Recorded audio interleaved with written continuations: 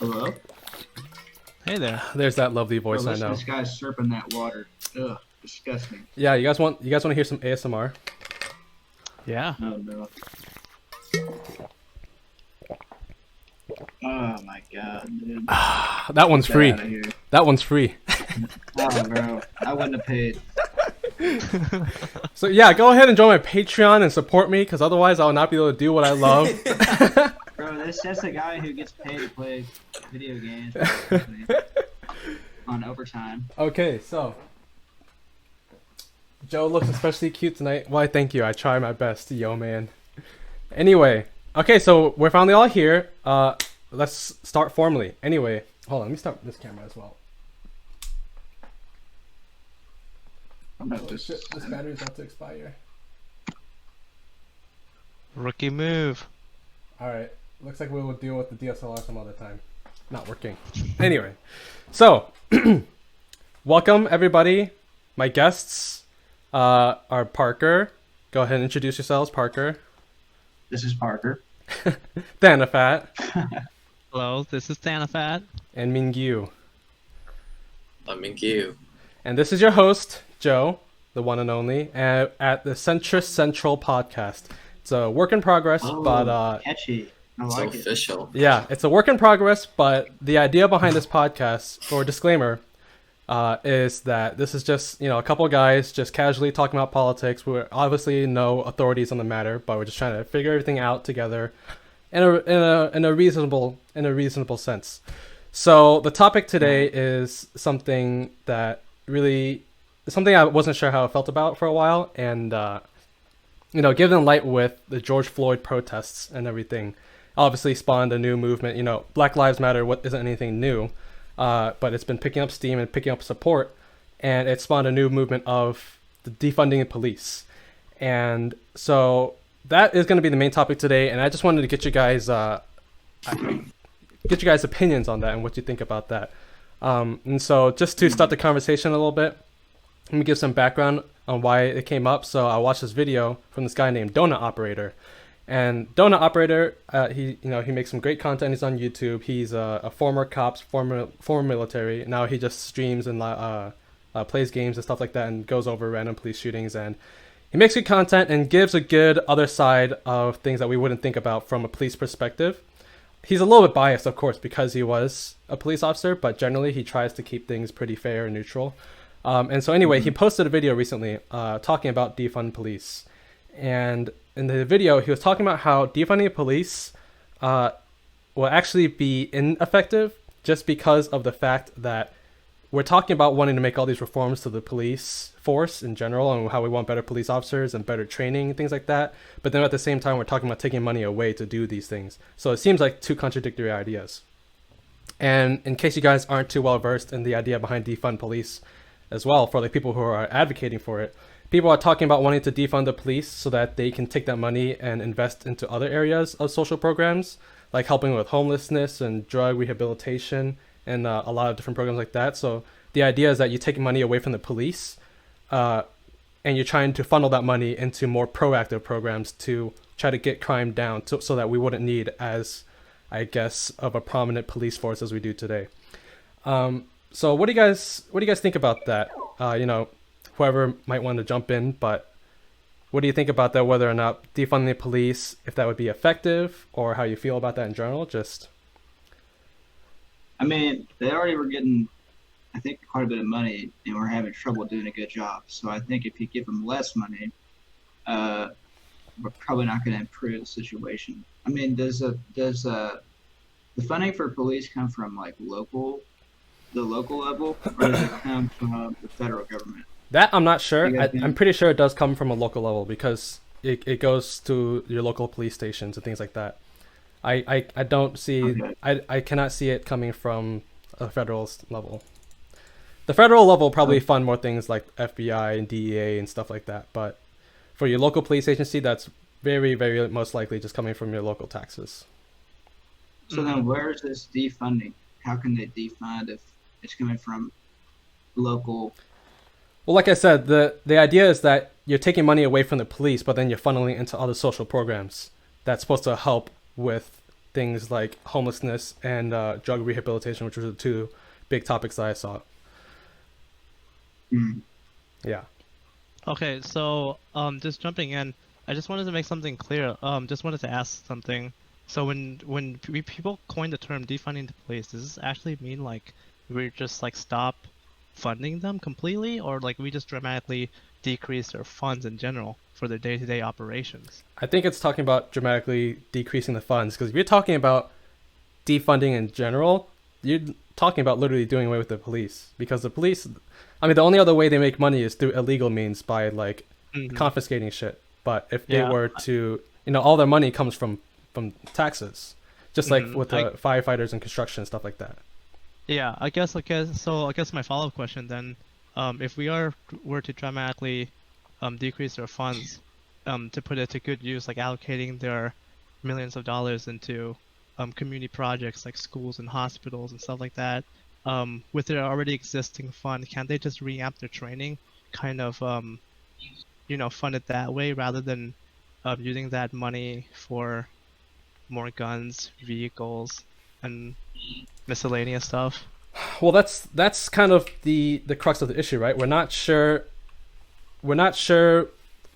what the money is being used for. Like we have stats on how much money each police department is getting, because I think that's on public record, because that's coming from our taxes. But in terms of how much money the police department is spending into each area with like guns or training or equipment other than guns, I don't know if there is a clear breakdown of that. But for your suggestion of whether or not we should just funnel it into training and rather than refunneling into other programs, I think that comes to the crux of the issue. Should we take money away from the police into other programs, or should we just work on reallocating funds, or maybe somewhere in between? Do you guys even think that the problem with the police is something money can fix? Like in the case of George Floyd? I think one of the reasons people talk about defunding the police is they have to take care of so many different issues that they're not very suited to take care of. Yeah. Like if someone's overdosing, police comes. If someone's homeless, the police comes. Like someone's having like a panic attack, the police is called. But like they're clearly not, it's not possible to expect the police officers to be trained in all those things. So let's move the funds away and make sure that the proper person is called when those things are occurring. Maybe. But if you do that, but if you do that, then like it's really easy. Like you remember, 911. If something happens, call it. Like it's very easy for us. But now, if someone is having like a health emergency, who do you call? Like, how do we know what number to call instead of 911 if we were to defund the police? That's like logically defunding the police makes sense to me, because you want to provide the fund where it should go to, and not this overarching general police body that has clearly too many jobs, and they don't have that community trust, that it hasn't been built yet in my eyes. But I think the biggest not just built but tarnished. Yes. The biggest weakness in my eyes is like, will the citizens be informed of who we should call if these situations were to arise? I feel like of all the issues that might arise with trying to abolish the police as we know it, I feel like that would be the concern of it being like all of a centralized agency. I feel like that would be something that'd be easy to circumvent. Like you could just have the dispatchers have a list of numbers and experts to call up to go with the police. But something else to consider is that, yes, on one hand, police aren't trained to be experts at a lot of these issues that they're being called to take care of. But on the other hand, that's not exactly their expectation, at least from what I understand. So whenever you call the police officer to come to something that's like, I don't know, somebody who overdosed or whatever, it's not just police officers that's going. It's going to be an ambulance. It's going to be oftentimes fire truck as well. And the police officers aren't there to give therapy or to give drug rehabilitation so much as they are to secure the situation. And the reason why I say secure the situation is because automatically that gives a little bit of like a knee-jerk reaction. It's like, what do you mean secure? Like, why is it automatically, something that you have a threat about? But the thing is, something to bear in mind is things can turn from like really peaceful and innocent to ugly really quickly, and that is most likely not the majority of the cases, but I think it's enough to where I'm not sure how practical it is to, instead of calling a police officer onto the scene, you're calling a therapist, right? A therapist who is not trained to take care of the situation in case the situation goes south, right? Because it'd be nice if we know for sure somebody's just having a bad day, somebody's just, you know, experiencing withdrawal or whatever it might be. I mean, that would be nice to know, but we just never know. There was this case of this guy who overdosed on some sort of drug on a public bus, and so they had to call the police. And then the police showed up, and they had this thing called Narcan. I don't know exactly what Narcan is. Maybe you would know a little bit more, Mingyu. But Narcan is essentially just like something to help somebody come back from a drug overdose. It depends on what type of overdose. Yeah. But for him, it worked out, and so it brought him back. Like he came to, he woke up, but he was in like a very like jarred state of mind, right? Like he wasn't exactly sure where he was at and what was going on. And the police were very like, you know, they're very, very cordial and polite with him. They were all like chill. Everything was going well. And they're like, hey man, before we go any further, is it okay? You know, do you have any weapons on you? He's like, nah, man, I don't have any weapons. And the police were like, okay, can we pat you down just to make sure? And then he was like, you know, like the police started to reach in as they said, can we pat you down just to make sure? And the guy like stepped back. He's like, oh, you know, no, I don't like people touching me. And then the police like, okay, you know, we get that. We just need to make sure we don't have any guns, just make sure we're all safe. He's like, okay. And then as the police were reaching in to pat him down, the guy takes a few more steps back, pulls out a gun, and starts shooting up the people, including a firefighter who had come to the scene to help respond. And he ended up shooting and killing the firefighter. And I think he ended up taking a bystander hostage, but I might be extrapolating there.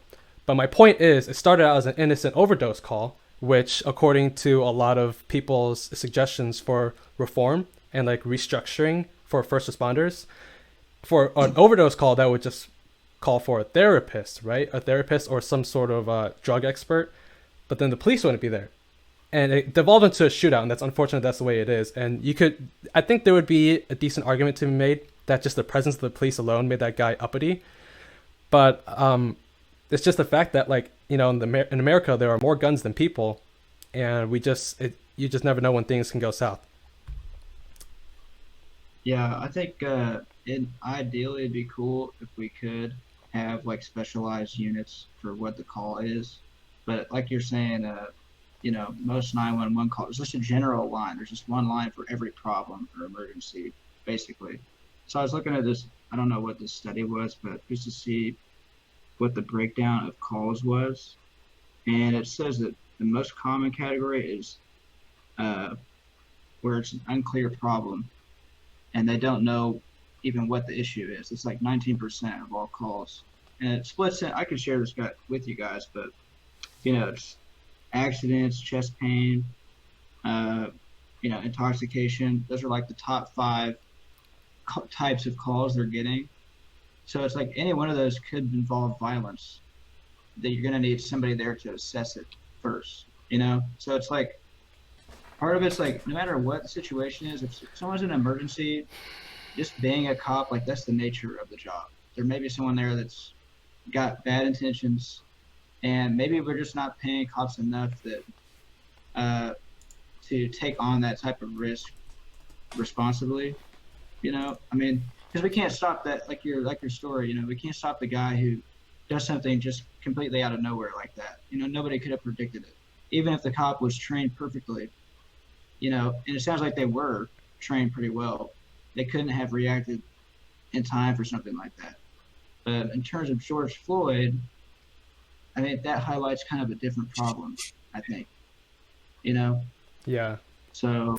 No, of course. I mean, the situation I listed out is wildly different from the situation of George Floyd. I mean, the situation with George Floyd was disgusting, to say the least. It was wrong on so many levels.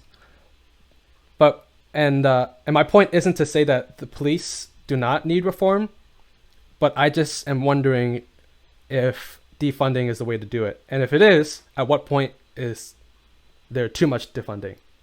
Because I thought that the dash cams, you know, when they were going to wear the cameras? Yeah. You know? Yeah. I thought that was a great idea. Like, I thought that was Yeah. going to change a lot of this type of stuff. But apparently, most of the time, they're turned off. Like, everybody will turn them off or something. I don't know. it's very coincidental that with a lot of high-profile cases, the body cam footage goes missing, or for some reason the body cam was turned off. So that's definitely a point of contention. That's just unfortunate. No accountability in the actual organization if that can happen. And that's what people are calling for, exactly, accountability. So something that one of our viewers asked is, what should the role of police even be? Like, so we're debating the logistics of implementing a police force, but what should the role even be to begin with? And this is something that a lot of people have been talking about with defunding the police, as they talk about its racist roots, and that the police force, part of its implementation was to enforce like the Jim Crow laws and stuff like that. And I can definitely see that. But I mean, I think that's a good question, is what should the role even be? And I think it kind of, going back to my previous point about how all situations can go south, I think that the situation should be more of like, I don't know, for lack of better words, just like security guards for people. Like if we're to go the route of splitting up responsibilities depending on situation for like therapists or whatever, then at the very least we should have 1 or 2 police officers go with them just in case things do go south. In my mind. Yeah. Have you guys ever been speeding and then saw a cop behind a bush or something, and then everybody you see behind you starts slowing down? That's the purpose of security. It's a deterrent. Being reckless. And I think it's just the fact that there's someone there that is kind of making sure everything is staying, there's no chaos, Yeah. I mean, because even though, of course, that guy he can only catch one speeder, but if he's not there at all, then people are going to be speeding down that road all day, and people are going to start getting in wrecks and killing each other. So, it's just kind of having a system in place to kind of remind people that there are consequences for being reckless. It just really comes down to like what roles does law enforcement actually does, and that's exactly it. They enforce laws. Without them, I highly doubt that any type of government can function. Just think about it. If there's no cops, who's stopping us from, like you said, going 100 miles per hour down the road, parking in handicapped spots, murdering people and stuff like that? It's just unfortunate that we have a systematically racist cop. I don't think that whenever people are talking about abolishing police, I don't think they mean literally have 0 police officers, as much as it is split up the responsibilities and roles like we were talking about earlier, and have it so that they have much less of a prominent role in a lot of domestic issues that we might have that they're typically called for. And so I think that's really the crux of the issue, is how much of a presence should the police force have for relatively innocent and mundane issues. For George Floyd though, what was he doing to get the police called? You guys know the exact? So what happened with George? Yeah, what happened was he got a store owner thought he was using counterfeit, and so they called the police on him, and the police arrived, and then just shit hit the fan real quick. And some footage, I haven't seen all of it. I'm not even sure if they've released all of it, because it's from varying points of view. Some from the security store footage, and some with the bystander footage. I don't know if they ever had body cam footage, but regardless, from what I've seen, is he starts out complying. They try to shove him into the car. He starts to resist a little bit, nothing like too violent, but they're just struggling in the car somehow for some reason, because all you can see is outside above the car. And you see the cops, 2 on each end, struggling with George Floyd inside of the car. And then you see them like rustling around. And then the next perspective that you see after that is the infamous footage that we all see with the cop's knee on his neck on the pavement. So it's pretty hard to believe that the use of force was necessary, let alone humane. I was just wondering if the reason they were called was like justified. Yeah. If you're using counterfeit bills, I consider that is a pretty unique crime. It has a lot of, I've always thought that's a pretty bad thing to be doing. It's not, obviously, what happened to him is nowhere near something that was justified. But I'm just wondering why they were called and what was he doing. If it was like using a counterfeit bill. If you were a store owner and you thought you were getting a counterfeit bill, I think most of them would have reacted the same way in calling the police. Yeah, I think that the main issue was just that the police, that particular police, like those 3 officers, or 4 officers, unnecessarily escalated the situation. I mean, yeah, there was another video of this police officer I watched. Not anybody I watched consistently, but just a video I saw, and he had some old military training, and he was talking about how after watching the George Floyd video, how he would have reacted in that situation. And he was saying even if he had been resisting and like throwing a tantrum and throwing punches or whatever, all the way up until the point of the video that we had seen, it is very clear that they had the situation under control. And the second that they have somebody under control and then they make claims like they can't breathe or whatever, it is your duty to make sure that they can breathe. Whether or not they're being truthful about it is not your concern. Your responsibility then is to make sure that they get into a position where they can breathe. Handcuff him, sit him up, lay him on his back, whatever. Just do anything else but kneel on the back of his neck for 8 minutes straight. But it's just interesting that there's this lapse in judgment, this discrepancy in judgment and training between police officers. And that kind of gets back to our point earlier about, is defunding police really going to get to the root of the cause and solve the issues that we're thinking about? I don't know. I mean, it's just similar to how they remember the WHO just recently. They're like, I think Trump said, we're defunding WHO. Yeah. It's like, okay, now the time to do that while we're dealing with one of the biggest.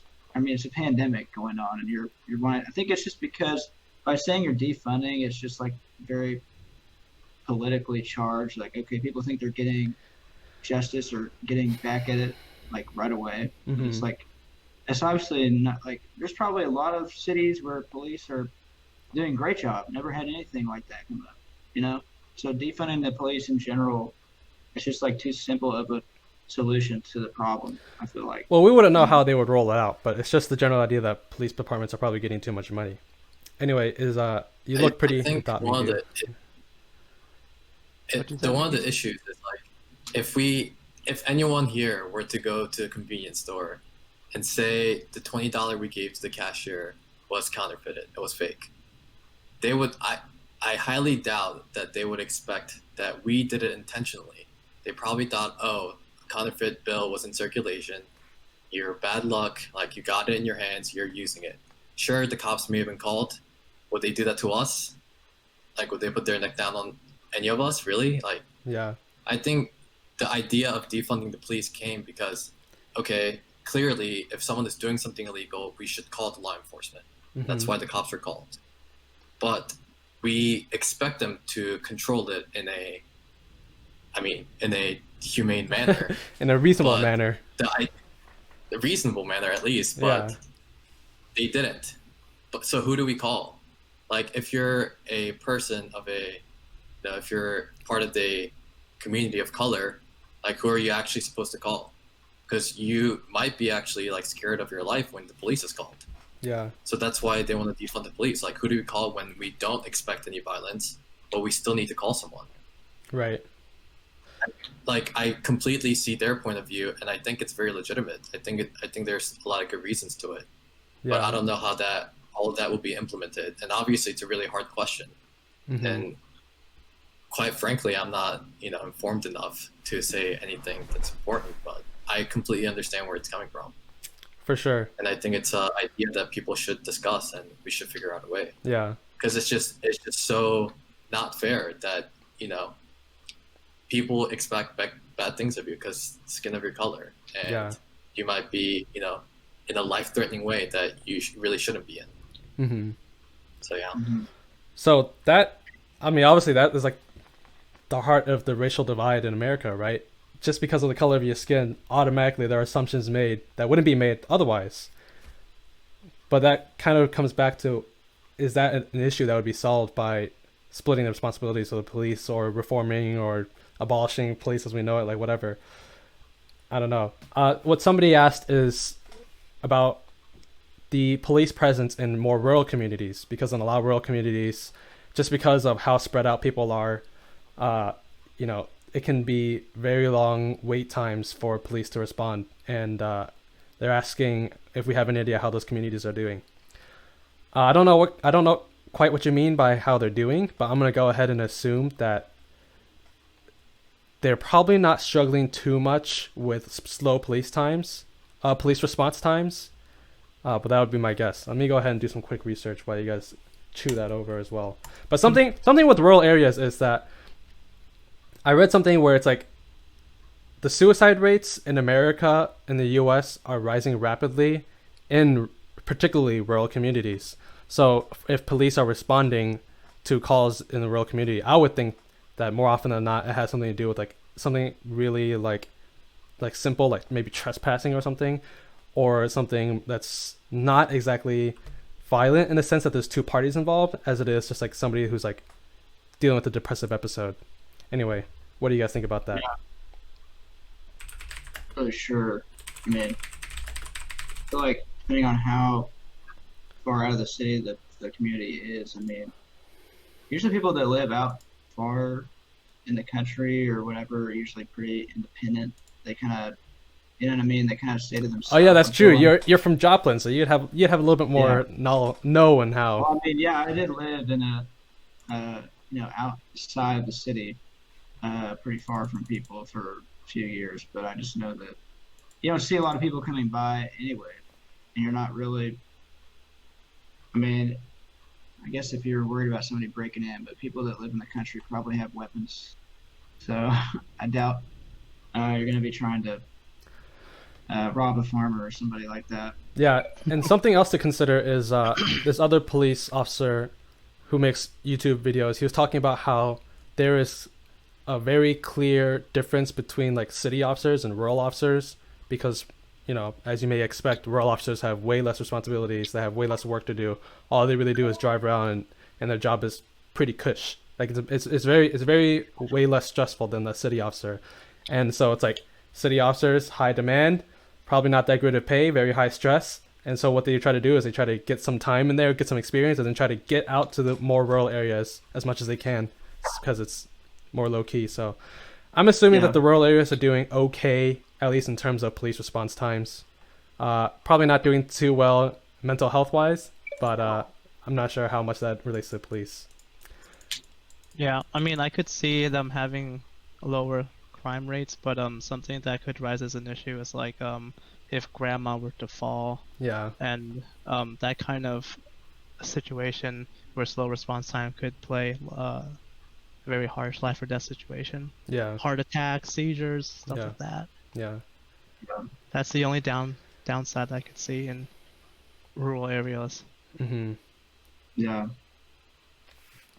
So another comment is, if I'm a counterfeiter, should I receive the death penalty?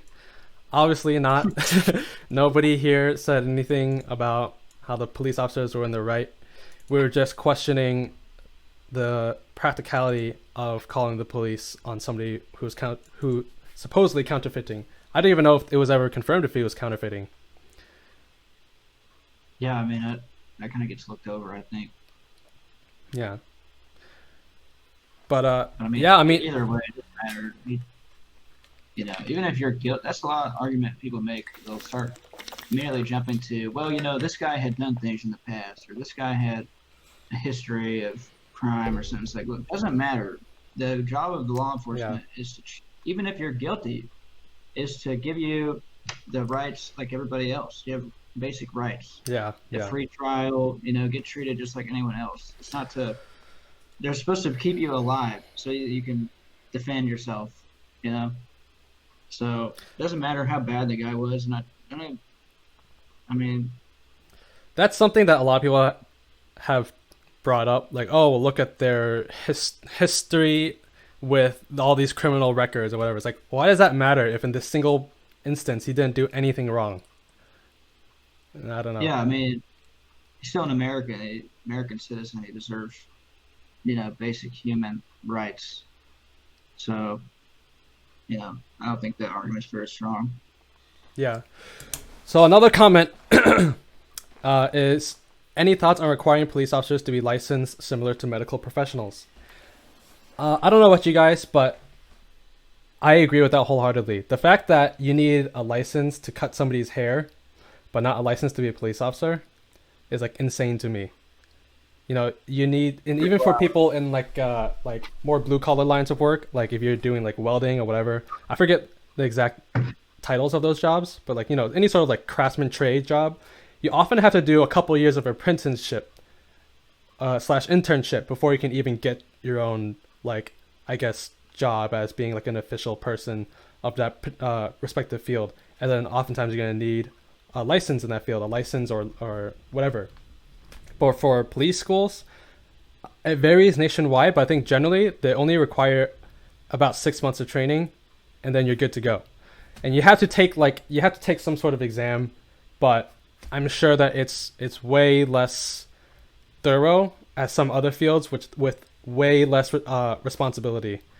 And you also don't even need a college degree. So obviously, I don't know how you guys feel about that. Like, what do you think about licensing requirements for police? Definitely. I agree. Some sort of that extra level of competency, kind of way to just show competency in your job, in your field with that type of responsibility. I think that's really important. It really just comes down to, will defunding help this situation, or is it just like fundamentally how they're trained, how they're put into field? Is that the issue? Yeah. What do you think, Mingyu? I obviously agree with all of you guys. I'm just trying to think why people would be against it.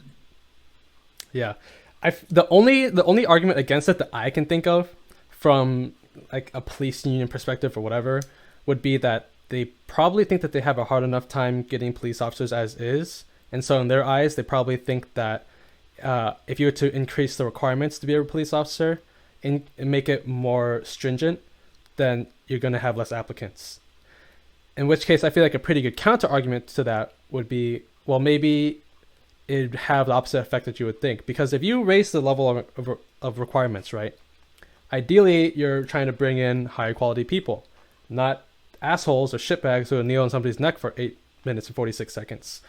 You're ideally going to bring in people who are more thoughtful and things like that. And for me personally, on an anecdotal level, you know, I'm no rocket scientist. I'm not an intellectual genius, but I mean, I have a college degree, and that's more than a lot of people in the police force. So I have a college degree.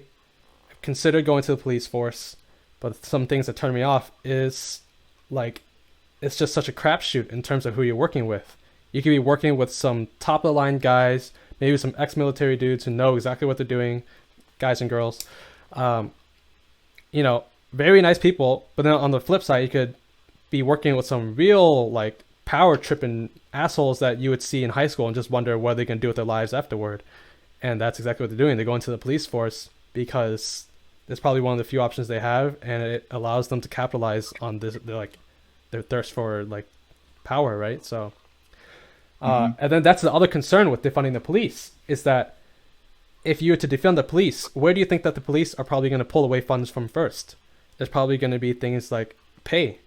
And if you're not going to be paying people as much as before, how can you rely on them hiring more quality people? So like, if like already, yeah, there's a lot of systemic problems with police, and there's a lot of underlying racial issues with police. But if you were to want to hire somebody that kind of helps with this like culture change within the police force, I feel like you need to have something to bring them in, to draw them in, and that would be higher pay. I don't know. What do you guys think? I agree. I mean, Yeah, even if you're you're not going to be getting paid. I mean, unless you just really want to be an officer, you know, if you have higher skills, you're going to want to go get a higher paying job, you know. So if you feel like you're not making enough for what you could be making, I feel like that also goes into it. And plus, you're risking your life, you know. I mean, you just go get an office job at that point and just, you know, chill out. Yeah. So I mean, you need to be getting paid for. I mean, I guess there is a part of it. It's just like you have to want to do that type of job. If you really want to do it, then it's not going to matter what you're getting paid. Yeah. You know. Yeah. So I don't know. And then I guess going back to what Mingyu said, like while he was thinking, how anyone could argue with like how defunding the police would not do any good for our society. Well, that's just it. Like we keep bringing these points and these counter arguments about how on the surface, yeah, it sounds fundamentally like what we should do. It makes sense on the surface, but when you really dive in deeper, like it really comes down to, oh gosh, does this actually solve the problem or not? Is there more underlying roots to than what meets the eye? You know? Yeah. I But think like a tier level work. Like you join and all you get to do is like ticket people, give parking tickets, Yeah. and then you have to get additional training, and then you can maybe arrest someone. And then more training, you get a taser. Like more responsibility and training, but you get paid more. You know, with more responsibility, there's more pay. I wonder And if maybe it will like advise them to get more training on their own. You know. Yeah, I wonder if that is something that is already implemented in some places. I feel like it is not. I've never heard of anything like that. I think it sounds too complicated for them. Yeah. Like first day on the job, you're only on the bike. You don't even get into the cruiser. Like freaking 21 Jump Street. You're lower than that. You're on the Paul Blart Mall Cop. Yeah. All you get is a Segway. Slower than a bike even. Have you guys watched the other guys? Like how they have that wooden gun? Oh yeah. He just had one too many desk pops, man. So something that Yo Man has mentioned as well is just continued education and renewals for the licenses, and that is actually something that the police force have. Is they have to go through training, retraining, and like some more testing and stuff every so often.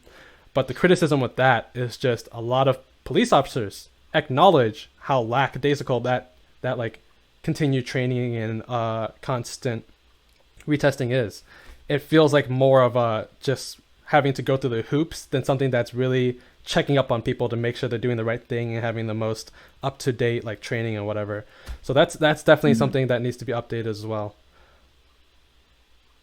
Another thing is police abolition. Oh, I think defunding is meant to get rid of the militarization of departments. I think that's definitely an aspect of it. Because people, I think that's a big part of it. Yeah, there was this case where there was this guy holed up in a house. He had done some sort of crime and he was armed and he was holed up inside of a house. And police and SWAT were surrounding the house. And they pulled up this tank-looking thing. And they just start going ham on this house. And bear in mind, this is not the suspect's house. He ran into some random person's house, and thank God that family wasn't there at the time. He ran into this random person's house, and the police and SWAT, instead of doing anything else, they waited a couple hours or so, but they pull up this tank-looking thing and start shelling the shit out of this house, destroying the place, ruining it. Eventually, they ended up capturing the guy. I don't know if he died or if he just got injured or whatever, but they ended up somehow capturing the guy. But then the homeowners were like, hey, this is not okay. Like, are we at least going to get paid for it? And the police were like, no. And I don't remember the legal ramifications of it, but it was a very long and arduous legal process. That was the police trying to say, we were just doing our job, so we have no obligation to pay you back for it. And then the guy saying, what the hell? You literally destroyed my house. Why am I not getting any sort of compensation? So militarization of the police is definitely an issue. And when you look at examples like that, you might think that it's really a huge problem. But again, it's just like, if you talk about demilitarizing the police to the point of a lot of examples that people bring up from like European police, like police officers in London or whatever, don't even carry around guns. I have a hard time thinking that would fit well here in the US just because of the amount of guns there are. It's just a much more prevalent issue here of gun violence than it is in a lot of other countries. Yeah, I cannot even picture U.S. officers not having guns. Like, I think nobody would take them seriously. Mm-hmm. And something else. I else. don't think they would go out like without a pistol, and I don't expect them to. Like, if they're actually going into bad parts of the neighborhood, and you like, sorry man, shit out of luck, get in there. Like, no, Yeah. I don't think they would. Yeah. What am I gonna do? Like, what do I have to convince him? You have your wooden gun, dude. You shouldn't have done that desk pop. Please, just, follow the law, please. So something else to consider that is relevant to this point is that Donut Operator, the guy I mentioned earlier with the video, he said that oftentimes the police officers who are the most trigger happy and the ones who are gonna like get a lot of these like disputes and like complaints, they're often the ones who are the least well trained and also the ones who are the most afraid, aka they're not very confident in their abilities to handle the situation. And so the main thing is just the confidence and the afraid. So if you're sending out police officers who are already afraid and not confident with their abilities without a pistol, like, yeah, their lethality goes down, but what else can they do? Like, I mean, they still have a baton and they can still beat the shit out of people. So, like, yeah, there are a lot of people who are not qualified to be carrying around a badge, let alone a gun. But I don't know if just disarming them all is the answer. Really like Donut Operator. I just realized what you've been saying. It's Donut Operator. It just clicked in my head. I don't know why I didn't for so long. Yeah. So, a little off topic, but have you guys ever seen the Patriot Act with Hassan Minhaj? No, but I keep hearing great things about it.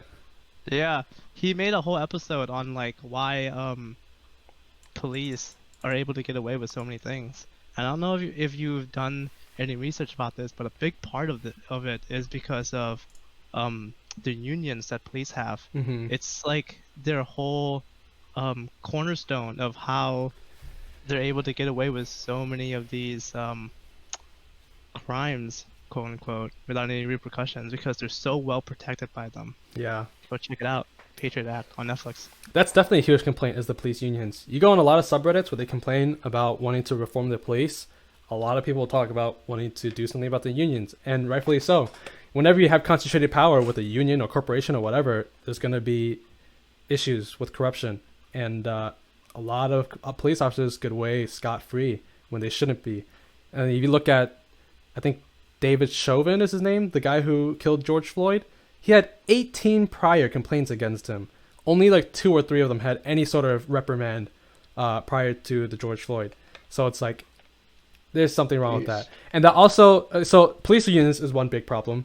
I haven't really heard of how we would reform police unions besides disbanding them. But so police unions is definitely a big issue, right? They're like the big dog trying to cover all the police officers and trying to make sure they get away scot-free. The other issue is just that whenever there is a complaint or there is any sort of like, I don't know, like questionable shooting, whatever, the investigation is always internal. It's always internal. It's like, oh yeah, the police chief will look into that whenever he's free. I don't know if some places have implemented a different program for that, but it's like, why is that a thing where the organization that's in question is investigating themselves? It should definitely be a third-party outside group. Shady. Mm-hmm. Very shady. Yeah. There's qualified immunity. And then there's just this culture of, got each other's back. Ah. Yeah. I watched Netflix. Yeah. I watched a Netflix special about drug lord. This guy was a police officer in New York City. And he made millions actually, just moving. And then there was a congressional hearing because, like, you're a police officer. How did you not get caught? Like, you're literally driving in like a multi-thousand. Like, you get a new car every couple weeks. Like, people have to know, like, there's something up. And he was like, yeah, all of my police officers knew, but I knew they weren't gonna snitch on me. Because if you snitch, you're gonna call for help later. But once you call for help, they don't come so fast. It's the blue code. Like, do you want to live your life? Do you want to live your life, or do you want to snitch? Like, what's it gonna be? So he got away for so long. Yeah. Like, it's that like culture of gotta get each other's back, even if it means gotta turn a blind eye to other things that you shouldn't do. Yeah. So they were saying that how does the image of police in modern media affect our perceptions of their effectiveness? I think that definitely depends on the media you consume, but for the most part, I think it gives us a negative perspective of that. What do you guys think? I think they're talking about like TV shows and movies where like they're just coming in hot with these guns blazing. They always get the bad guys at the end, no matter how much damage they cause. You know, like there's a good guy and the bad guy, and they're always partner. Yeah, You know? yeah. Like do something right at the beginning, but at the end, you just keep persevering. Gotta get the bad guy. They always win. Yeah, I think that's not like in general. it's interesting how you'd think something like George Floyd would be, no matter what side of the politics you're on, you would see it kind of as you'd all agree like this is a bad thing that should not happen in this country, But I mean, watching the news, it's not that way. You see completely opposite takes on the same event on the other side or each side. I mean, it's So- like I haven't actually heard any sort of negative press against George Floyd, like in terms of people defending the officers. I actually haven't heard anything about that. Maybe that says something about the bubble I live in. was Ben Shapiro. He was saying he immediately was jumping to America is not. Everybody's saying America has always been racist or is all racist. Like the whole. I'm like, he was jumping to this extreme. It's like America's not racist. It's just some, specific cases, and it's like, or I had a friend or someone that I knew from work that was saying, George Floyd or just African Americans in general come from bad neighborhoods, and there's gonna be more crimes there, so there's gonna be a higher chance of something like this happening. Just trying to like look at it or try to almost like take the focus off of that. It's like, look, at the end of the day, what happened here is some guy got murdered or just got murdered for nothing, and you're sitting here changing the subject to something else, or saying America's. I mean, that's not what the problem is. The problem is how do we stop this from happening? Like, can't we all agree that this is? It just seemed like some of the people I know were trying to deflect it onto something else, but it shouldn't. Just like the thing with masks, like somehow that was turned into a political issue. I mean, how is that even possible? Wearing masks, I mean, it seems like such a simple, like, I mean, if that can happen, I don't know. I mean, it's like we're just watching two different realities. Each side is watching a different reality and taking away something completely different, And now here we are about to start the second wave, but we didn't even finish the first wave. So maybe it's, don't even know if you can call it a second wave. We're still on wave one. It just flatlined for a few weeks, and now we're back on our way up. So Yeah. I don't know. So another comment is that the reason why it was brought up about rural communities and their police response times is that oftentimes, they're probably going to be not as well funded as urban community or urban police departments. So maybe those rural communities can give us good insight as to the effects of a less funded police force, even though in a lot of rural communities they have similar crime statistics in certain categories. So I think that would definitely be interesting to look into. But I have a very good feeling that that's not going to be touched on in a lot of mainstream media. And then another question is that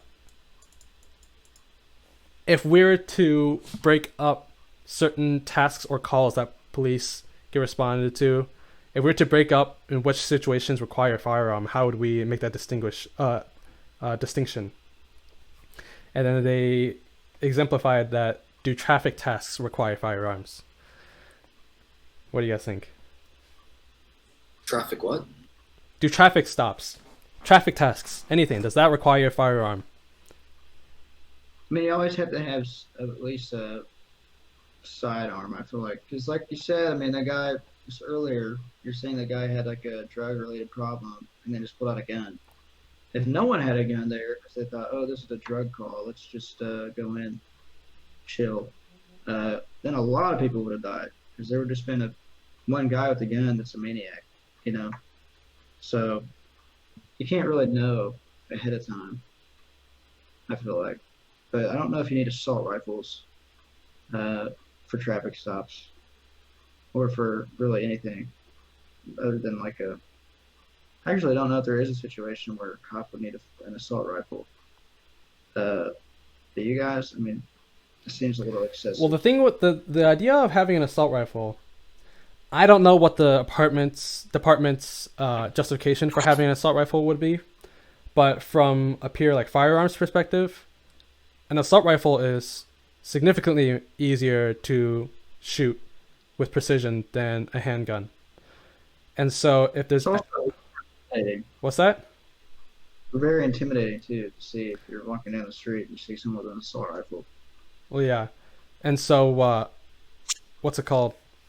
If you were to have any sort of situation where you have to fire a gun in a medium distance, like beyond, I dare even say like 15 yards, an assault rifle would be better equipped to handle that. Now, whether or not they should be firing at a target at that distance is already a very gray area.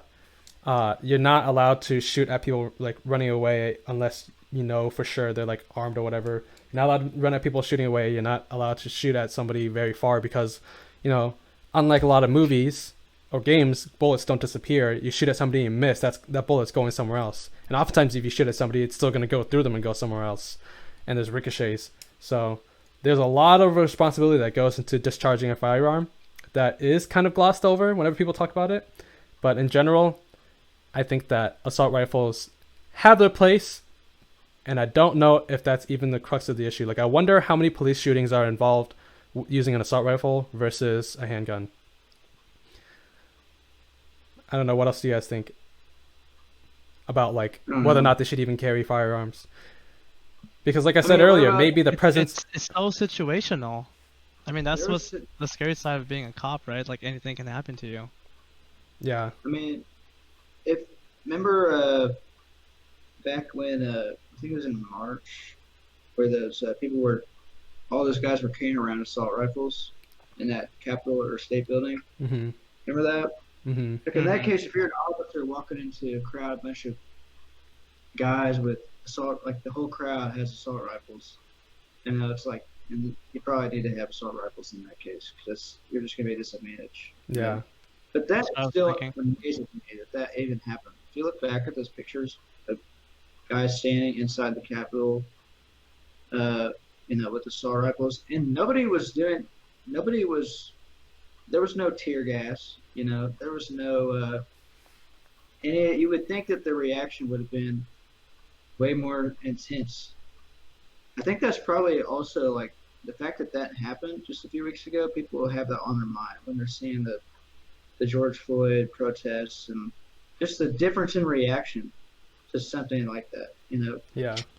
Yeah, that's inexcusable. Thinking back, I think that's actually disgusting.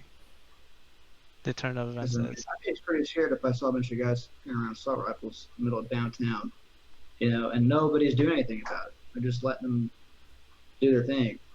It's like, those types of guys are not the type of people that just responsible gun owners. You think about it, it's like they aren't that, because the person that's responsible understands what a weapon signals, to people, and it's like some people that I know who got their concealed carry, like they're some of the most responsible gun owners I know.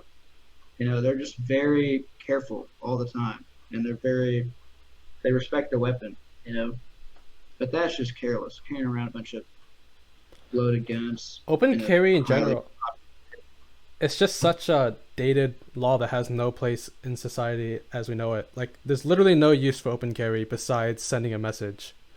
If you're thinking about open carrying for protective uses, you're actually doing more harm than good. Because from a criminal's perspective, if you're about to shoot up a place, are you going to shoot at a mom first, or this random dude with like a skull t-shirt with an AR slung over his back? Right? You're just painting a target on yourself. So open carry in general is just ridiculous. I mean, whenever all the school shootings were happening, I don't know if they have seems like they haven't had something like that for a while, but I was kind of getting where people were coming from then with having assault rifles. People are making an argument that you should be able to have assault rifles. You know, because I mean that was a threat we had to live with. Like, it was always in the back of your mind. Like, anytime I guess I could be out doing things with my family, and some maniac could just show up with assault rifle. So you feel like you have to have something like that to combat it. You know. Yeah. So, but it's just ridiculous that was allowed. I mean, like. And then the president was saying these are very good people. They're just upset. It's like, okay, but I mean that's just, I don't know. It's a double standard, but most people on the right don't seem to see it that way. They just say, well, all these looters and people that are, well, they have a right to be mad. Your reason to be mad is because you don't want to wear a mask over your face when you go to PJ Maxx. Okay, sorry, but you need to wear a mask. You're just trying to save people's life. Is that too much to ask? Like, I'm not just ranting, but what do you guys think about that? Maybe I want to talk about the pandemic because I feel like that's just like always on my mind nowadays. Yeah. What else do you guys think about whether or not police should be armed and to the extent of that? Because like I said earlier, just the presence of the firearm could potentially be one of the catalysts for making situations escalate to a violent affair. And something that somebody suggested is having the firearm having to stay within the vehicle and not on the police officer's person.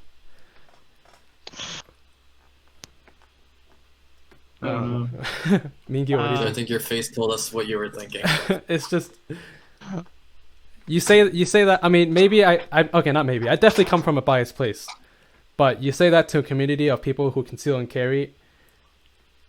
They're not gonna enjoy that idea. Just because like when things go south, you don't have the luxury of being able to go back to the car to get the weapon, right? Yeah, hold on, be right back. You gotta get the keys real quick. And maybe what they meant by that comment is having 2 police officers per car, and then one having to be armed and staying in the car just in case things go south. I think that's more reasonable, but still a little bit questionable. But again, what do you guys think? I don't know. I haven't seen a lot of demands about police officers not carrying pistols. It's been more about like accountability. Like, if they actually do something bad, can we actually catch it and then charge them and actually send them to jail? Not like, we're not trying to take pistols away from every police officers. I don't think that was the point. I don't think that's the crux of the issue, but that's definitely been something that's been brought up. You go to a lot of like anti-police like subreddits or threads, and something that's brought up very frequently is the comparison between how militarized the police are in the U.S. versus police officers in a lot of European countries and a lot of the European counterparts, because they're like, oh, why, like the other person said in the Twitch feed, why do they need a gun at a traffic stop? So that's definitely something that people brought up. I don't know if that's one of the main things that people are pushing for, but that's definitely something that has been brought up before. Like, I don't understand why they have to have tanks, but I completely understand why they have to have firearms. Mm-hmm. Yeah. Like, do you really expect people to like go into, I don't know, like armed robbery call without a firearm when you know someone there is already armed? I don't think that's very reasonable. Like, going back to your previous comment, should there be a specific task force if an occasion were to arise for that kind of situation?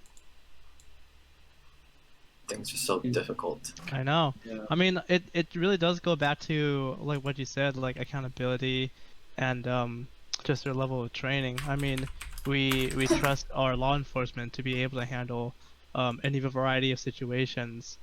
For them to be able to handle their use of guns safely and reasonably, but again and again we see them failing these type of things. That's just bare minimum. Like, asking for accountability. Like, if you screw up, there are punishments and consequences for everyone. Right. Just because. Yeah. So I'm gonna go ahead and share my screen briefly.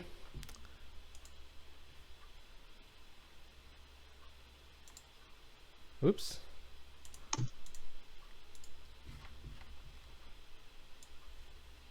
click watch stream. I guess so.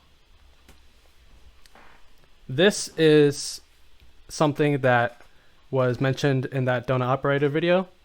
It seems to be like a list of reform suggestions and demands from people on reforming police. And I guess none of them actually do mention disarming the police, but that is a sentiment that's been thrown around quite a bit. But this is something that it's called 8 Can't Wait. I don't really know what that's supposed to mean, 8 Can't Wait. Maybe these are like 8 steps before things can go south, but I don't want to make it seem like we're straw manning here, but in that donut operator video, he does kind of talk about why a lot of these are a little bit misguided. Like this one right here, require all force to be reported. That's already a thing. Anything you do as a police officer, that has to be reported. Whether or not it's reported and having non-biased objective eyes looking at those reports is a different issue, but there are supposed to be reports on everything. And then establish use of force continuum. That's already a thing. Donut operator, he goes into much greater detail, but there's this level of force to where if you're responding to a situation, obviously, you don't want to go to the gun if you don't have to, but some situations call for it. Like if you respond to a situation and it seems like they're not armed, obviously you're going to go for the taser first. Supposed to. Not every case does, but you're supposed to go for the taser first. And if the taser doesn't work, maybe pull your firearm or whatever. And it also depends, like you're supposed to have, ideally, if you're responding to somebody who's not being cooperative, you're supposed to have lots of police officers with varying levels of lethal force. So somebody with a couple people with tasers out, and then a couple of people with like guns at the ready, some beanbag guns, whatever. So it's just like, my point is with all this is that some of these reform suggestions, while with the right intentions, are a little bit misguided. So yeah, I'll go ahead and stop streaming that now.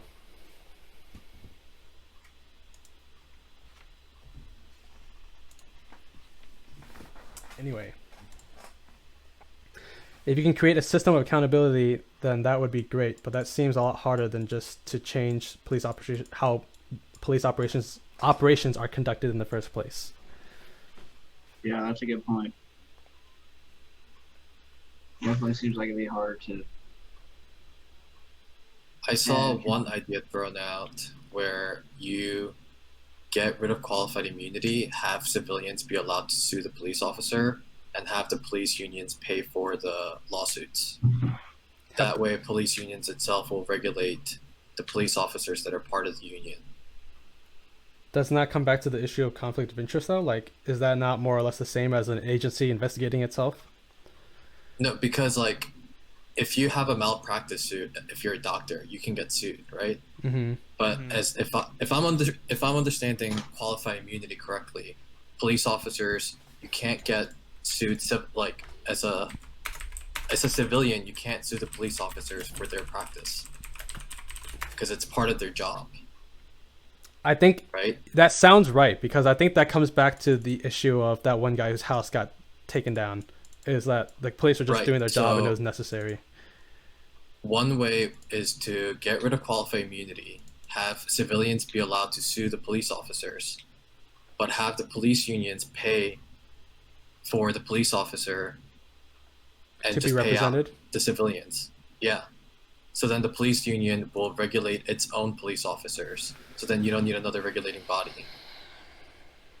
Like they'll take care of their bad apples because they're not going to want to keep paying out. Like a lot of people It's would just try to make a case of you're upset at the police for. I mean, police will give you a ticket sometimes, and you'll be like, okay, I don't think that was. Or I wasn't going that fast or something. You don't want to go take it to court. Yeah, but those type of court cases get settled way easier than anything that's much more in a gray area. That's like shooting. Because if you were to take a case of speeding to court, regardless of whether you're speeding or not, if there's equipment faultiness or whatever, it's gonna get settled, and you're gonna have to pay less fees. So like, I think that is a pretty good idea. I can't think of any big downfalls of what Mingyu were talking about with the police unions policing themselves, almost like an insurance company.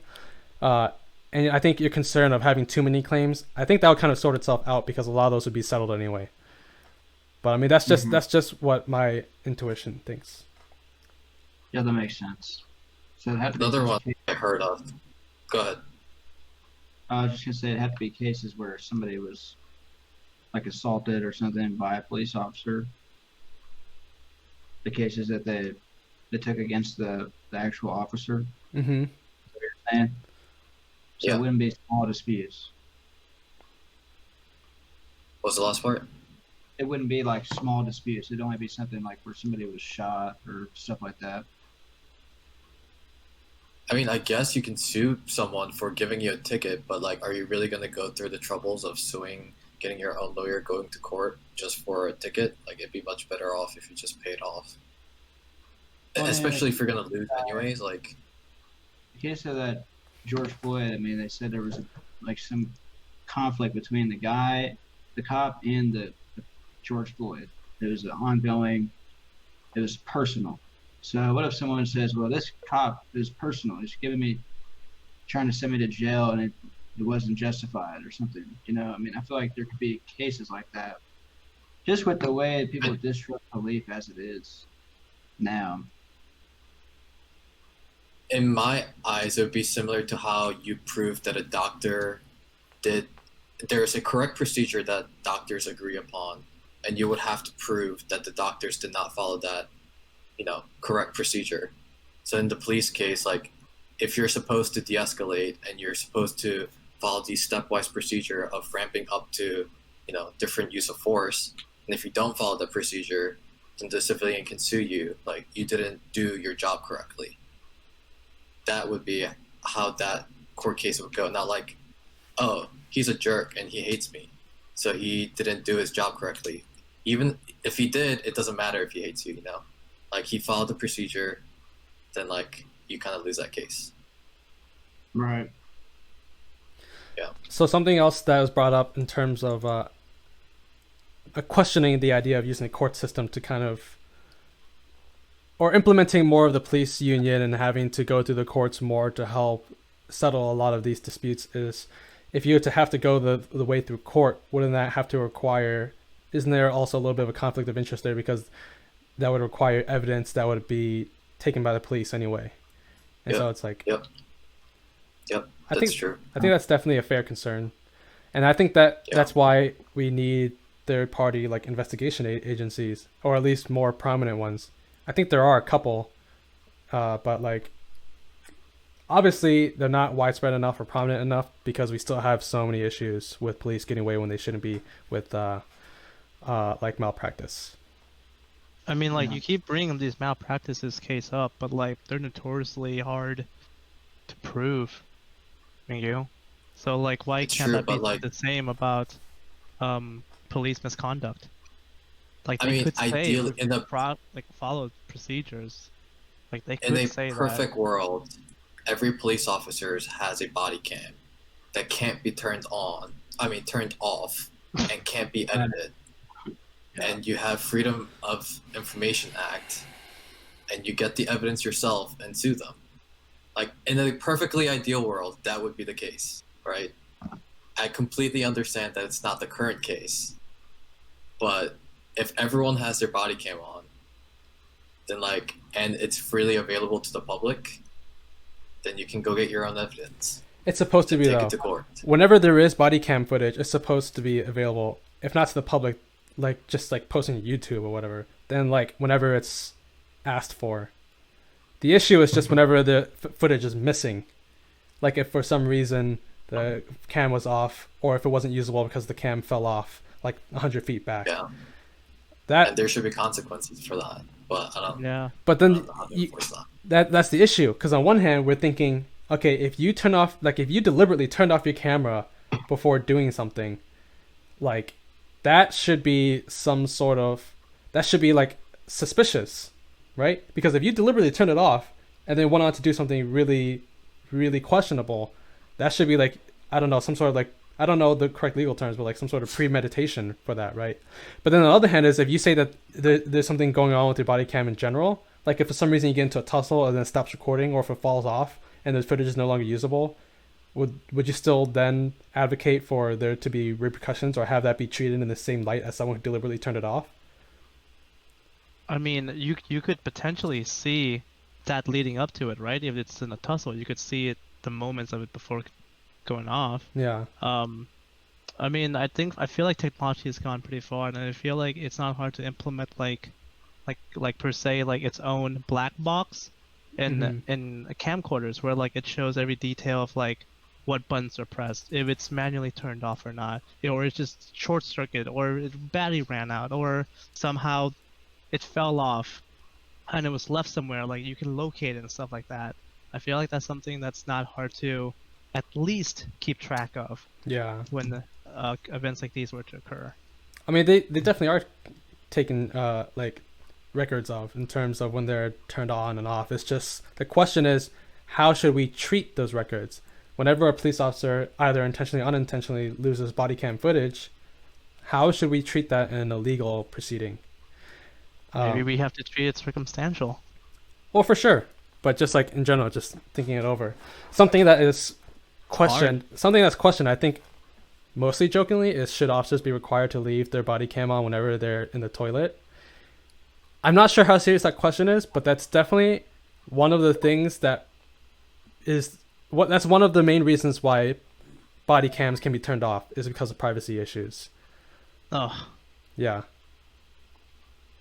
So whether or not like the privacy of a cop should supersede, somebody's, life, yeah, that's kind of questionable. But that is actually a big point of contention for police officers and their use of body cams.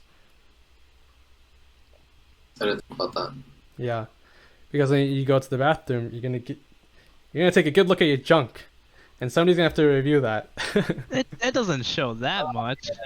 It's on your chest, is it not? I don't know. It is on your chest. It is on your chest, but you have to bend down and take your pants off.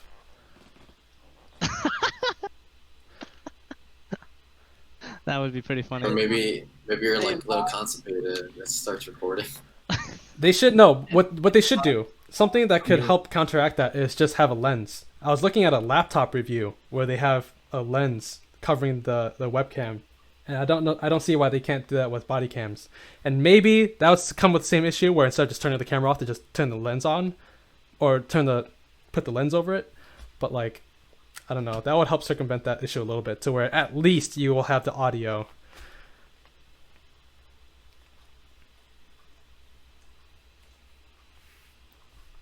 I don't know. What else do you guys think?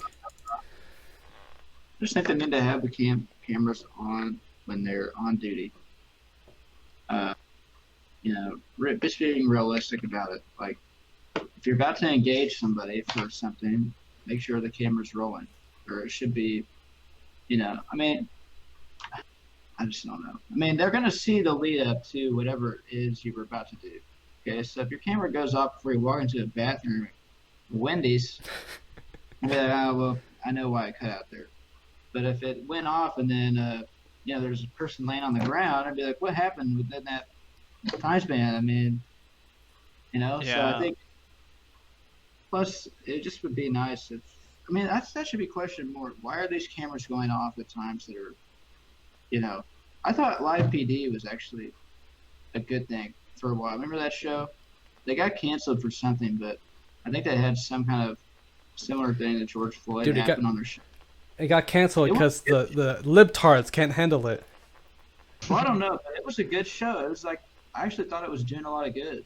A lot of people watched it, and I think, it kind of was helping kind of fix that, or at least patch up some of the distrust we have in police, because we get to see what they're dealing with on a regular basis, and watch it. Yeah. What about that show, Cops? Do you think that's an accurate portrayal of what they do every day? I heard it's not. but the thing with Live PD, I haven't seen it with any sort of regularity, but I've seen like bits and pieces here. It seems like Live PD does kind of like show you the exciting parts of police work and also the more mundane parts, because there are clips I've seen where they just go give somebody a ticket and they're off on their way. And I think that while like, I don't know if people called for shows like Live PD to be canceled. But I think the main thing that people are concerned with things like that is that they're just glorifying police work. And maybe on one hand, they are unintentionally, but I think it's also important to just give both sides of the equation, right? Because we're going around making all these demands for police officers and police departments, and while there is very good reason to make a lot of these demands, I think it's also important that we at least give them a chance to like speak up for themselves.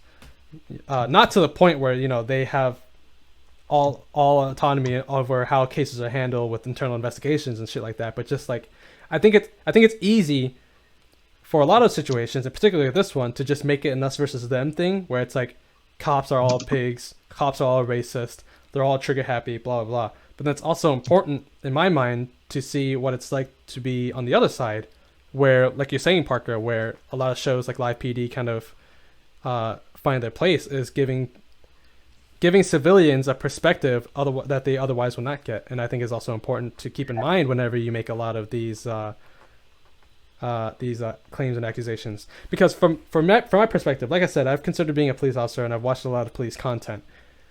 So I know a decent amount of how they think and their ideas and stuff like that. Even with all of that in mind, I still am advocating for a lot of reform and things like that. It's just questioning how. But then you take somebody who knows next to nothing about police other than what they see on TV, all the videos of police brutality, and messed up situations where somebody gets shot and killed unjustifiably.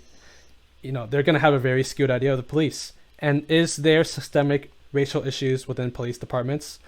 I think that's kind of undeniable.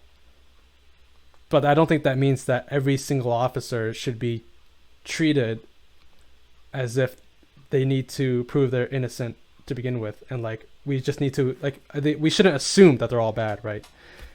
I mean, there are a lot of issues. I just don't think that making it very terribly one-sided is a solution. True. And one of the questions is, should police officers who don't intervene on another officer doing something be charged? If so, how severely? I mean, we saw with the George Floyd case, they are charged, right? Because only one of them knelt on George Floyd's neck, but then the other three got charged afterward. I think all in second-degree murder, but still, they got charged. And we'll see how it ends. It's kind of like we're dealing with that type of question, really.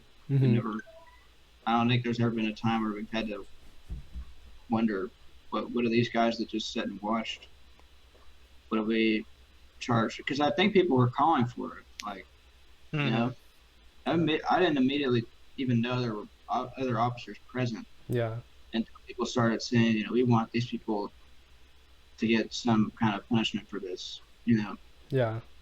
And I think how that severe, I don't know, but I think that more, at least. I think the idea of encouraging officers to speak up about other officers participating in any sort of malpractice is definitely something that a lot of people can agree on. Even the guy I was talking about, donut operator, in the video, he mentioned how as a police officer, you know, blue coat is definitely a thing where you're kind of almost discouraged from speaking up, and there needs to be more in place to encourage police officers to speak up and like almost like protective measures for officers who do. Because for a lot of police officers who speak up, there are going to be consequences, either directly from the police department or just from the whole blue coat idea, where it's like, okay, well, if you're gonna give me shit for this, then I'm not gonna have your back out in the field. I mean, that was one of the driving forces of that one shooter.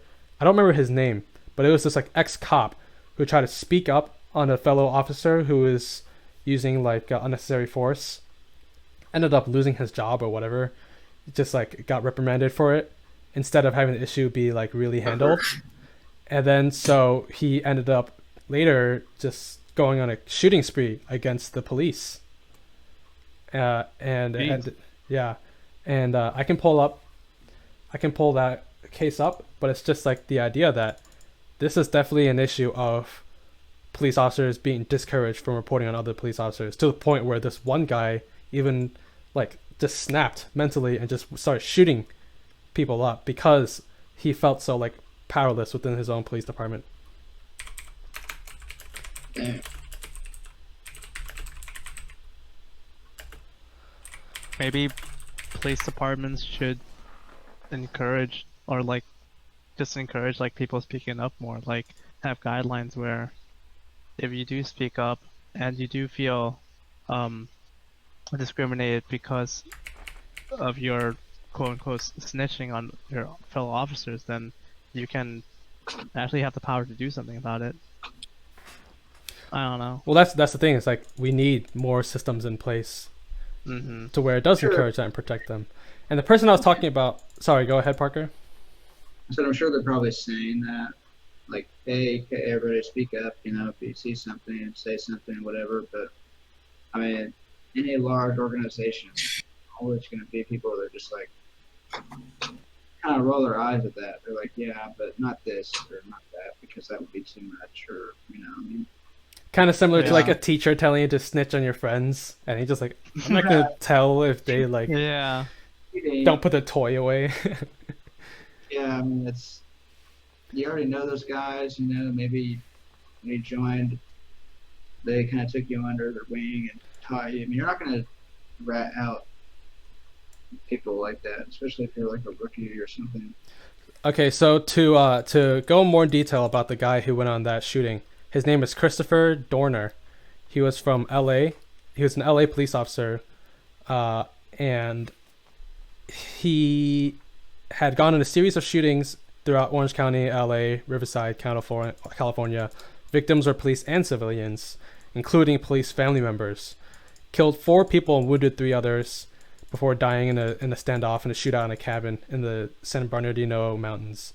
And it all started from this manifesto that he posted on Facebook declaring unconventional and asymmetric warfare from the LAPD. And he was talking about how, let me see, termination and failed appeal. Yeah, in 2008, Dorner was fired by the LAPD for making false statements in his report and in his testimony against Evans, who I'm assuming is a police officer. Yeah, a police officer in question, because this Evans person was seen like kicking some random person like unnecessarily, and the guy's like, that's not cool. Tried to speak up about it, got terminated, and tried to bring it to the court, you know, got shut down, and then he just snapped mentally. So this is definitely something that's not exactly a new idea or new issue. Christopher Dorner is the name, in case you want to look him up. Christopher Dorner, Dorner. It's certainly not a new issue, and I think it's definitely something that should be brought up more often in terms of police reform. Because not all police officers are bad. It's something that I saw going around quite a bit was, you know how with that one old guy in the protests, he got shoved and knocked his head really hard against the concrete, and how all the police officers kept walking, right? A lot of people said this is a perfect example of the bad apple ruins the bunch. All those other officers are bad apples. And what if this was not caught on camera, right? So that's just like a perfect situation of cops, how they should have programs or whatever encouraging them to speak up in cases like that. Yeah, I just don't know. I mean, I really think, like, especially seeing after these protests, like, I don't know if it's going to decrease the amount of violence we see, like police brutality, or increase it. Because now, every time we get pulled over, anytime something like this happens, people are way more aware now that this is a thing, you know? So, like, more when Black or African Americans get pulled over, they're, like, probably hyper aware. They've probably been aware all the time. Like, they're not sure if they're going to die just by getting pulled over. I mean, any interaction they have with officers now is probably terrifying, you know? I mean, and then now even just anyone, when they interact with the police, knowing what they're capable of is a little bit uneasy just around them. So I don't know if that's going to lead to, you know, knowing now that police know that there's going to be this type of reaction and people are watching and they're trying to hold police accountable. Maybe that will cut back, so whenever officers are out there on duty, they're thinking, look, we need to approach this carefully. Remember what happened just last month? Like, you know, maybe that will lead to some change in its own, just by the people showing that they're tired of this happening. You know, Yeah. I don't know. It seems like this system is too ingrained, like with this whole union and everything. It looks like it's going to be pretty hard to reform that from the outside, unless, you know, just by the protest, convincing these officers, like, I don't want to be on the receiving end of this. And because I saw what happened just a while ago with the, you know, all those officers were charged, right? So, I mean, knowing that they're going to be held accountable, maybe that will lead to something. You know what I'm saying? Yeah. So my question is, like, I mean, like, we've been in psych class and stuff like that. The other officers are with them, complying to whatever the first officer was doing. You're a psych major, and what level of a psychological, like, factor does that play in to just compliance in general, in terms of just power? Are you saying like what is the effects of like groupthink or like the mob mentality or whatever? I mean, it's huge. Yeah. You okay, so one of the comments is, whenever I made that bad apple comment, they said, is it really a bad apple though? To be clear, I said bad apple ruins the bunch, and it's just the idea that a single person can like spoil or ruin an entire group of people. And then he linked to the article of how after those group of officers in Buffalo, after they shoved that guy down, the whole task force that was participating in that moment pretty much resigned from that respective task force. Not to protest what that single officer did, or that single or two officers did, but to protest how they were being treated, because they were saying that it was unfair because the officers were getting reprimanded for just simply doing their job. They're just following orders. Which goes back to the point. Like, you have to have the police union be the other hand. Like, you can't try to like create this whole other third party, because it's gonna be more of us versus them. Yeah. Right. But if the police union is actually the governing body that's actually rooting out these quote unquote bad apples, it's gonna be more effective, because you know they're doing this within their own system. But and it might even actually. They're not going to. They're not going to. It's hard to change something so internally ingrained on such Yeah, but money speaks. Like, money does if police speak. unions are having to pay constantly, they're gonna get fed up with it. They're not going to deal with it. Like the guy who killed George Floyd, 18 complaints. Imagine he got sued 18 times and they paid out 18 times. Like, they're not gonna keep him as part of the union. So then it goes back to if how he's not part of the union. Sorry, go on. I mean, you see the point. Like, if he's not part of the union, he's probably not going to be protected with like the same amount of, you know, he's not going to have the lawyer coverage next time. Then, you know, he might lose the job. Maybe he's not a police officer anymore. Yeah. So how do you go back to dealing with the potential conflict of interest, though, where the evidence and things like that is collected by the police themselves? Because on one hand, ideally, yeah, the unions would kind of like, they would sort things out themselves, and the money would speak, and that if there's a police officer who is consistently getting out of line, then the police union gets sick of paying out for them, and then they'll cut them. But then at the same time, what if they have that conflict of interest where they're like, hey, you got this, the union goes to the local police department or the police chief and like, hey, you got this officer who's really breaking our balls here. Can you make sure that no incriminating evidence makes it to the court? And they're like, we got you. Like, what would be a suggestion to help prevent that from happening? This is not, I mean, none of this are obviously my ideas, but another idea that I saw, actually Andrew Yang point out, is to have another part of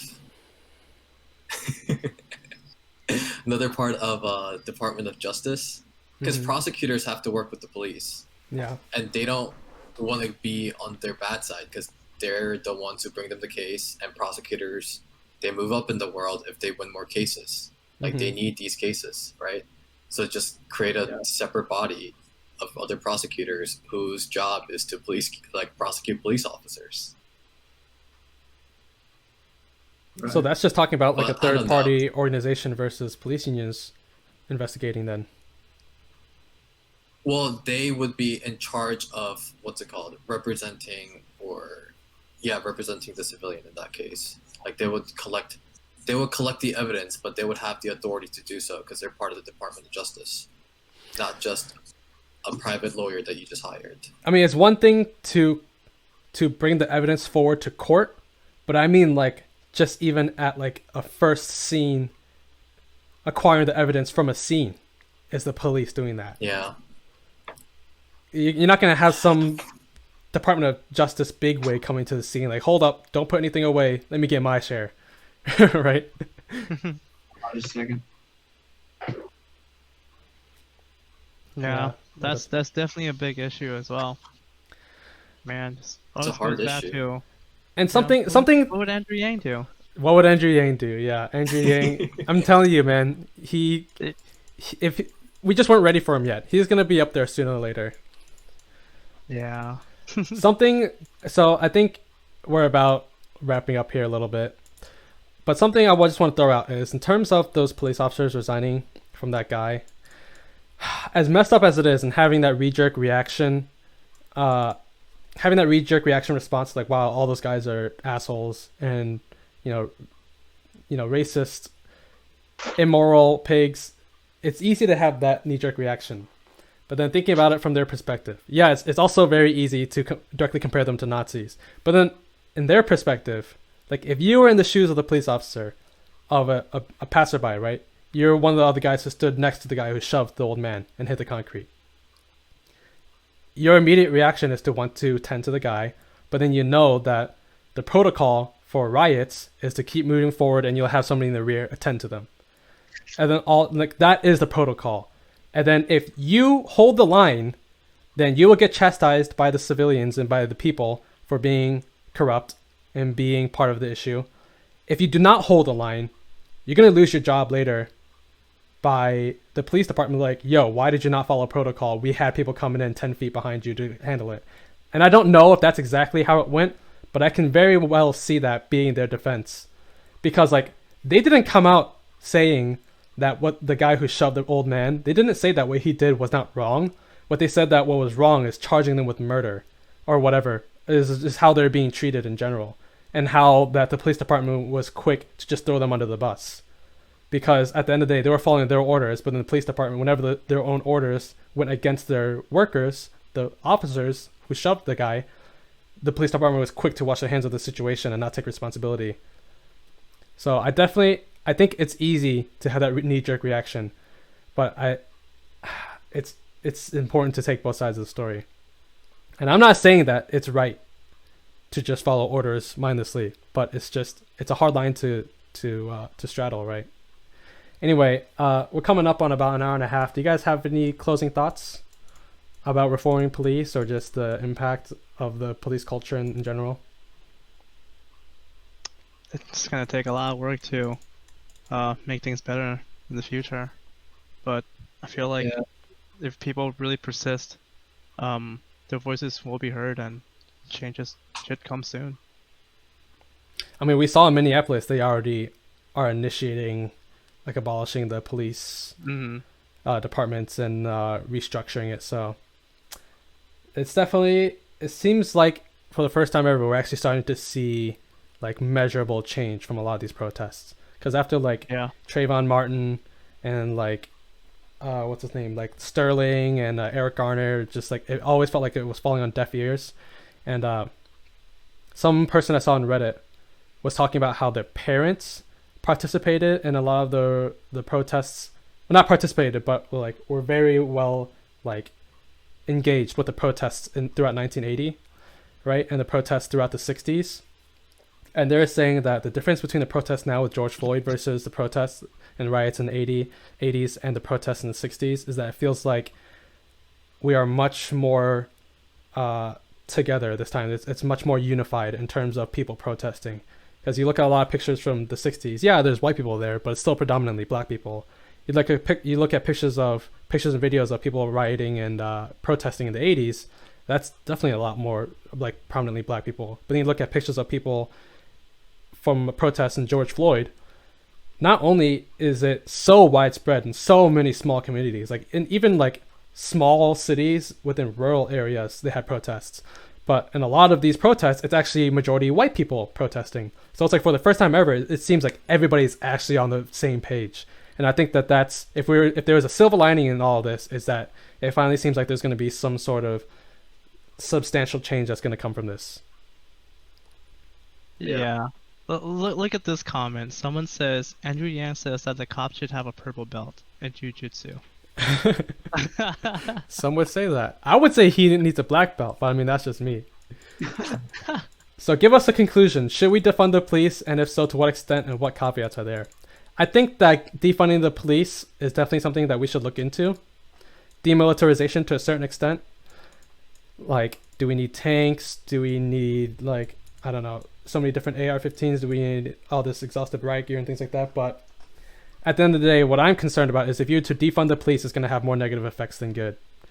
I think it's a good idea to funnel more money into other social programs, like helping with this homelessness issue, especially in places like California, helping with homelessness and helping with drug rehabilitation. I'm just afraid of what collateral effects will happen if you try to defund police departments too far. Because to me, whenever I hear people talking about defunding the police, it feels more retributive rather than rehabilitative. And I think that that's definitely something that we need to bear in mind moving forward is, okay, if we're going to defund the police, then how much do we need to defund them by without having to sacrifice the most important parts like pay and training? Because without proper pay and without proper training, you're going to get assholes and dipshits being police officers.